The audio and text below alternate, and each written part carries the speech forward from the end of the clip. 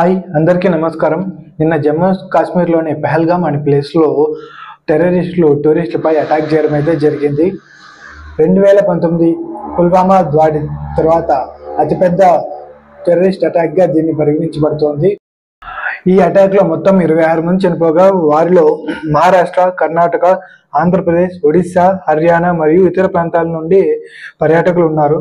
మరణించిన వారిలో 26 ఏళ్ల నౌకాదళ అధికారి లెఫ్టినెంట్ వినయ్ నర్వాల్ కూడా ఉన్నారు. ఈయన హర్యానా ప్రాంతం నుంచి వచ్చారు. ఆయన పెళ్లి జరిగి 6 రోజులకే ఇలాంటి సంఘటన జరగడం చాలా బాధాకరం. ఆయన భార్య ఆయన మృతదేహం ముందు ఏడవడం మన మనసుల్ని కలిచివేస్తుంది.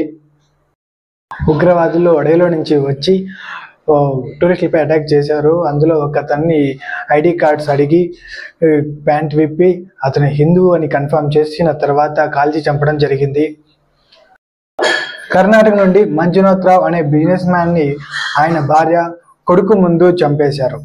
ఆయన భార్య పల్లవి గారు మమ్మల్ని కూడా చంపేమని టెర్రరిస్టులకు ఎదురు తిరగగా, మేము మిమ్మల్ని చంపము, వెళ్ళి మీ మోడీకి చెప్పుకోండి అని పౌరుగా సమాధానం ఇచ్చారని చెప్పారు. దీనిపై మోడీ గారు కూడా స్పందించారు.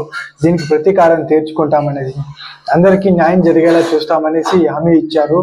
మిగతా దేశాల ప్రధానమంత్రులు కానీ ప్రెసిడెంట్స్ కానీ దీనిపై స్పందించారు. ఇది చాలా భయంకరమైన దాడిగా పరిగణించారు. దీనిపై ప్రతి ఒక్కరూ స్పందించాలి.